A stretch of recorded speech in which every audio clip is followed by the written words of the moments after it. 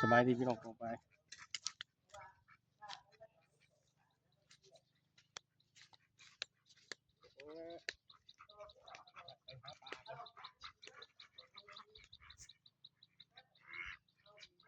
โอ้ยไปเลยกินมันนี่ลงไปพี่กูนั่งพ่อ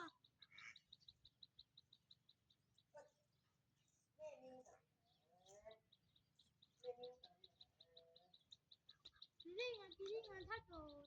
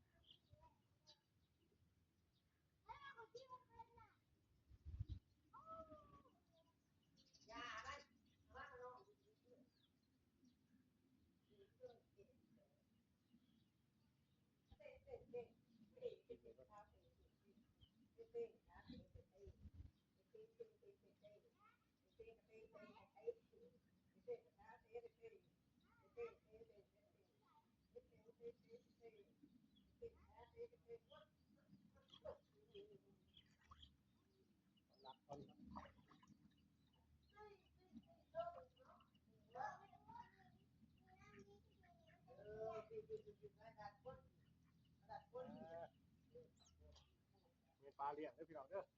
เป็นปลาธรรมชาติ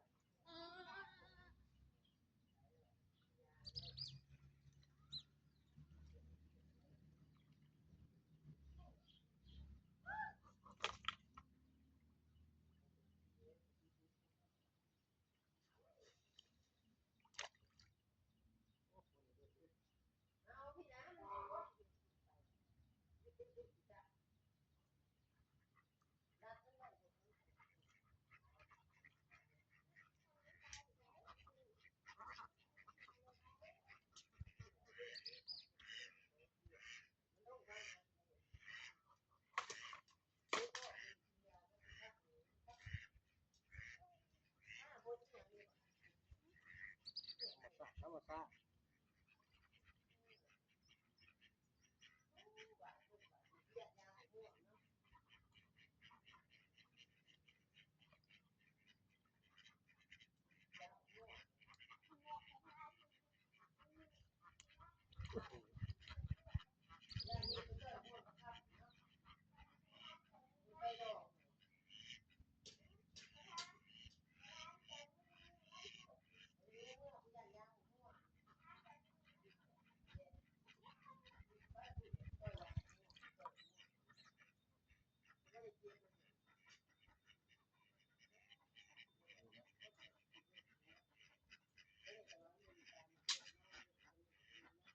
ปลาคอพี่น้องปลาคอ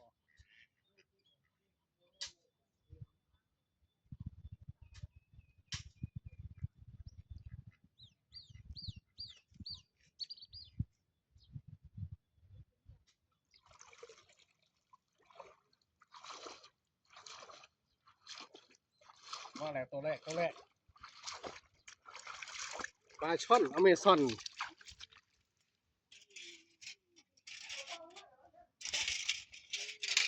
เอ้ยสมัครคูดว่าไงทำไร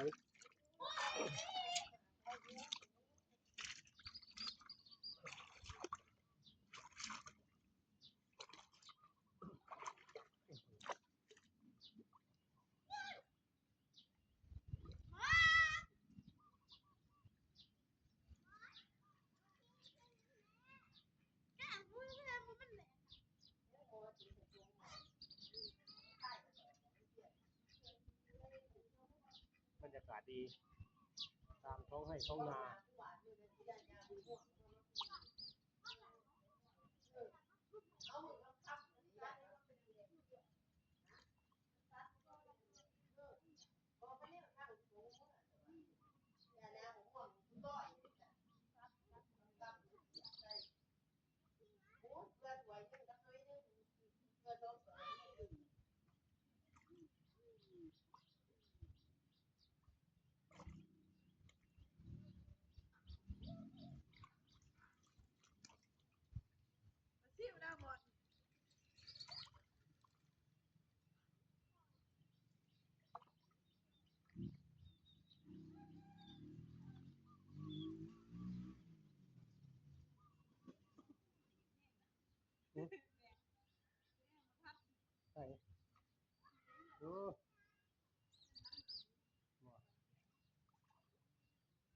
ยังว่า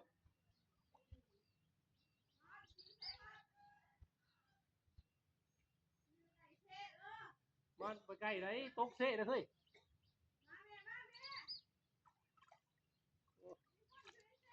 นี่ทำไมสิล่ะ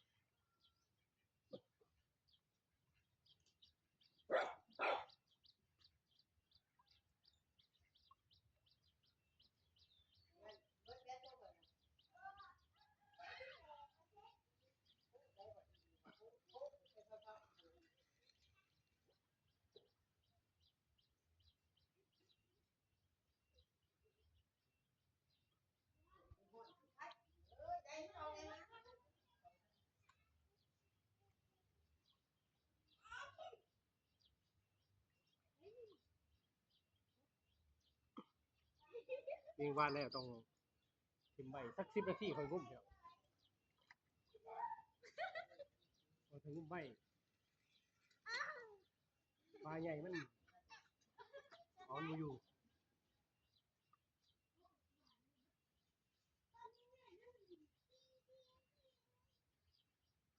เน้นหมดมันจะดูแค่นักทำไรก่อนปลาใหญ่ดูดูวันที่ไว้10 นาทีแต่ค่อยเอาในหอยปลามันขึ้นมาหายใจ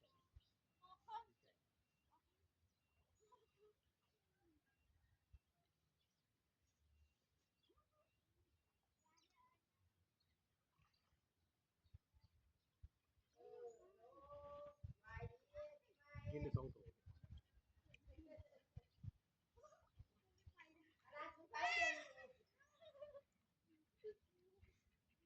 ก็กินนี่ก็ได้ก็แซ่เด้อพี่น้องบอกไป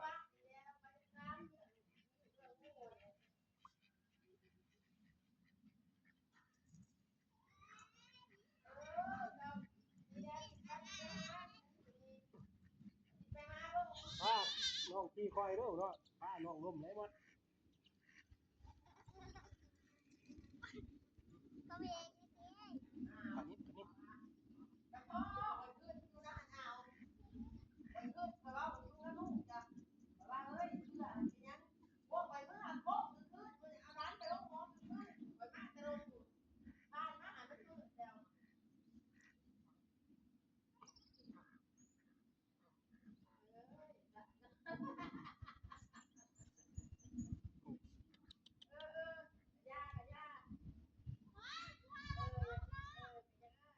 ย่านโดดเด้อสมบัติเด้อ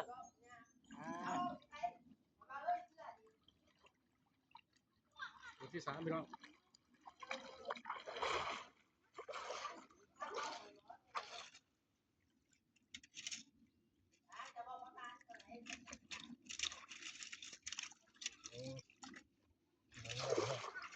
ไปแล้วพุ่น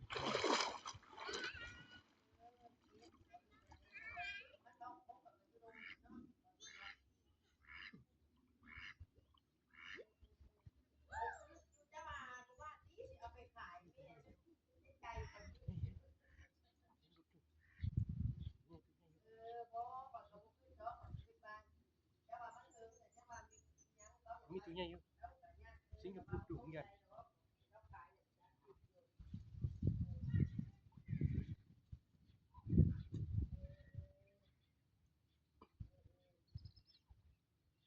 ตัวใหญ่อยู่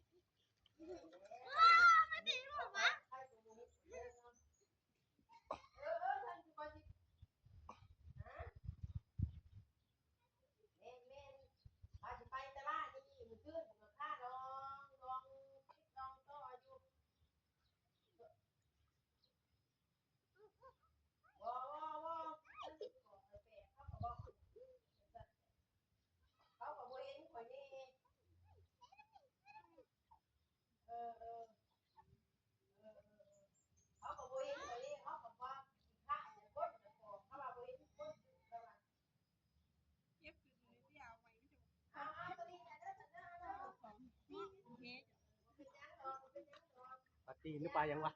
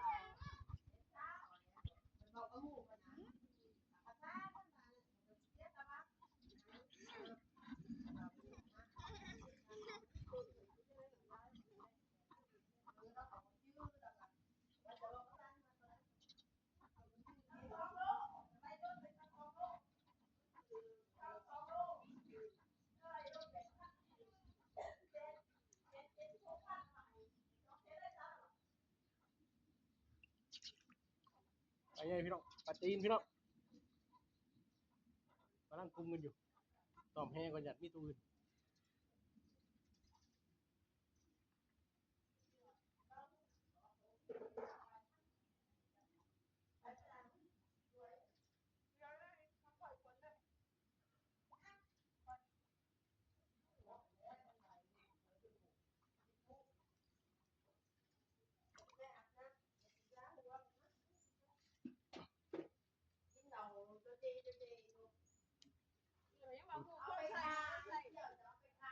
ปลาตีนน้องเอ้ย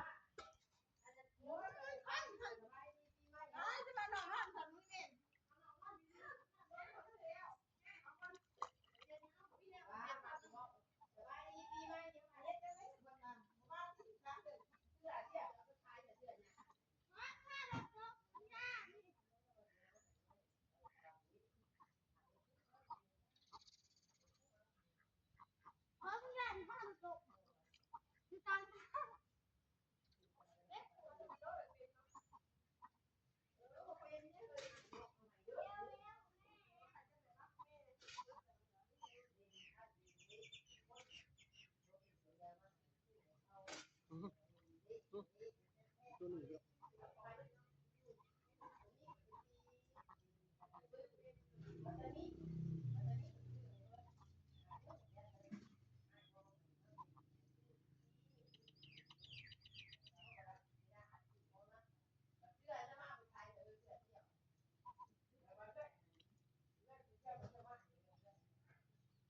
รวมกันพี่น้องเอ้ย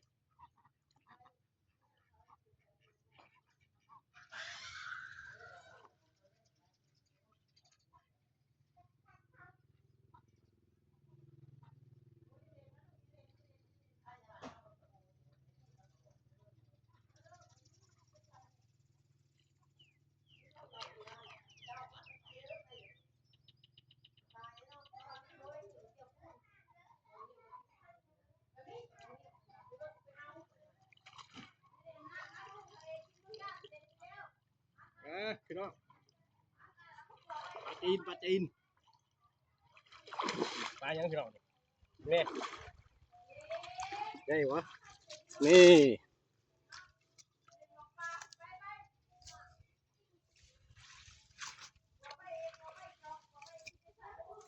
ฮะได้โอ้พี่น้องใหญ่กว่านี่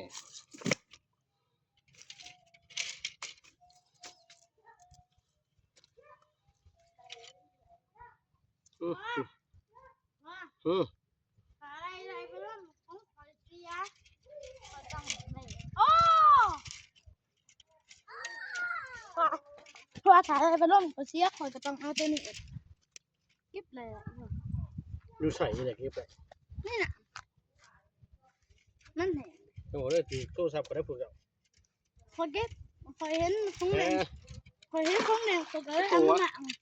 2 4 5พอของแดงมาเองคอยเอามาหมักคอยเจอคอยอะไรพอจะก็ได้ปลาเนี่ย โตที่6พี่น้องให้เอ็กยังบอกไปซื้อโทรศัพท์ก่อนยังบอกลูกนี่ใส่บ่ได้ไปเอาคู่เมื่อกี้ เอ้ยครู คู่ใหญ่นี่ฮัด ครู คู่มาคู่ กุ้งกันมันนั่นอะไร บ่ฮะ ก้อยใครไปได้ก็ตัวนั้น เดี๋ยวมันโทรศัพท์ก่อนลูก ยังออกไม่จิตัวสาวกูสิตก ตกหนัก โคตรหรอวะอุ้มท้ายคลิปมันมาเพิ่งหา ใช่ป่า เอ้ย โอ้ย ถึงยังบอกก็ พ่ ได้ อกับพ่อเราตีลูกได้ป่ะพ่อเราตีลูกก็บัง นี่ไปก่อนลูก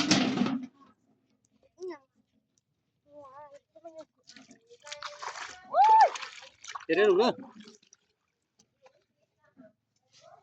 อมักคลิปนี้ก็ไลค์กดแชร์เด้อพี่น้องปองไป